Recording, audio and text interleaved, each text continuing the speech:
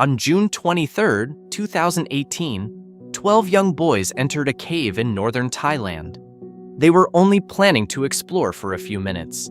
They had no idea that this simple adventure would turn into one of the most dangerous rescue missions in modern history. A mission that would involve thousands of people from around the world. A mission where every hour mattered. And a mission where the difference between life and death was hidden deep inside a mountain. This is the story of the Tham Luang Cave Rescue. The Wild Boars were not a famous football team. They were just a group of ordinary teenagers who loved playing soccer together. Their ages ranged from 11 to 16 years old. After training that afternoon, the team decided to celebrate one of their birthdays. Like many kids their age, they wanted to do something exciting. So they rode their bicycles toward a nearby cave system called Tham Luang. Located in Chiang Rai province near Thailand's border with Myanmar, Tham Luang was one of the longest cave systems in the country. To the boys, it was simply an adventure, a place to explore, a place where they could create a memory together. They left their bicycles near the entrance.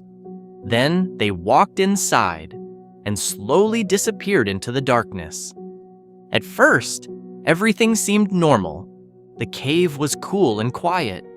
The boys walked deeper underground, exploring the narrow passages and underground chambers. But outside the cave, something was changing. It was the beginning of Thailand's rainy season, and heavy rain had started falling across the region. Inside the mountain, water began flowing through the cave system. At first, it was just a small stream. Then it became stronger and stronger. The same water that made the cave beautiful was now becoming a wall between the boys and the outside world. When the team did not return home that evening, their families became worried. Hours passed. The boys' bicycles were still outside the cave, but there was no sign of them. Their parents immediately contacted authorities. At first, many people hoped it was just a misunderstanding. Maybe the boys had gone somewhere else. Maybe their phones had no signal. Maybe they would return soon. But as rescuers entered the cave, they quickly realized something was wrong. The boys were not simply lost. They were trapped. The first rescue teams entered Tham Luang expecting a difficult search, but they were not prepared for what they found. This was not a normal cave. It was a massive underground maze. The passages twisted in different directions. Some areas were so narrow that even a person wearing diving equipment could barely move. Water filled entire sections of the cave. The visibility was almost zero. Divers could not see their own hands. They had to move forward by feeling their way through the darkness. Every movement was slow. Every decision was dangerous. Days passed. The search continued. More rescue workers arrived.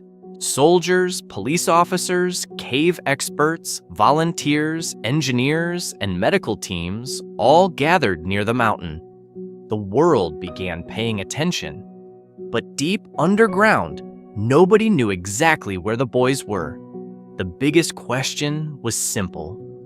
Were they still alive? Inside the cave, the 12 boys and their coach were fighting a completely different battle. They had no idea how large the rescue operation had become. They did not know that thousands of people were searching for them. They only knew one thing. They needed to survive. Fortunately, their coach, Chantawang, had experience with meditation. Before becoming a football coach, he had spent years as a Buddhist monk. He taught the boys to stay calm, to control their breathing, to avoid wasting energy. Panic would only make their situation worse, so instead of screaming or fighting against the darkness, they waited. But waiting underground was not easy. They had very little food. They had no natural light. They did not know when help would arrive. The temperature was cold. Their bodies were getting weaker, and every day that passed made their chances smaller. Above ground, rescuers faced another impossible problem. even if the boys were somewhere inside the cave, how could they find them? Tham Luang was enormous. The cave stretched for kilometers. Search teams tried different methods. Some searched from inside. Others studied maps of the underground system. Engineers pumped water out of the cave. Helicopters searched the surrounding mountains. Volunteers brought equipment from different countries. Everyone was looking for the same thing, a sign that the boys were still alive. But after several days, hope started fading. The cave kept filling with water. The weather forecast predicted more rain, and the deeper rescuers went, the more dangerous the mission became. Some experts believed the boys might not have survived. Families outside the cave waited anxiously every day. They prayed, they hoped, but nobody knew what was happening beneath the mountain. Then, after more than a week underground, 2 British cave divers entered the flooded passages. Their names were Rick Stanton and John Valanthan. They were among the most experienced cave rescue divers in the world. But even they knew this mission was unlike anything they had faced before. They slowly moved through the freezing water, 1 meter at a time, 1 breath at a time, surrounded by complete darkness. They did not know if they would find survivors or only silence. And then, deep inside the cave, something happened that changed everything. A sound appeared in the darkness. A sound that no one expected to hear. A human voice. And after 9 days of searching, the rescuers finally discovered what the world had been waiting for. 12 young boys and their football coach, all sitting together on a small rocky ledge surrounded by water and darkness. They were weak, they were hungry, but they were alive. The moment was captured on video. A small light appeared in the darkness. The boys looked toward it. A voice asked, "How many of you?" The answer was simple. 13. 13 people had survived. For 9 days, they had been trapped underground, with almost no food, with no sunlight, with no idea whether anyone was coming. But they had survived. The discovery became one of the most emotional moments of the entire rescue. Around the world, millions of people watched the footage. For the families waiting outside the cave, it was the news they had been praying for. Their children were alive. But for the rescue teams, the celebration lasted only a moment, because they immediately understood something. Finding the boys was the easy part. Getting them out was the real nightmare. The distance between the boys and the cave entrance was more than 4 kilometers. But distance was not the biggest problem. The biggest problem was the water.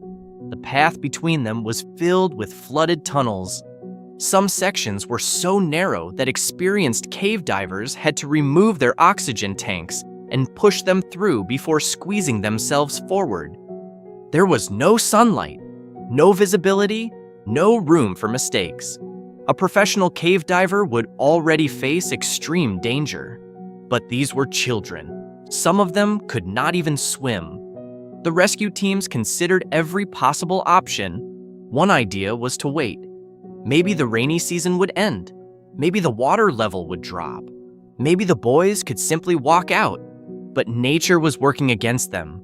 More rain was coming, and inside the cave, oxygen levels were slowly decreasing. Waiting could mean losing the chance forever. The rescue team was running out of time.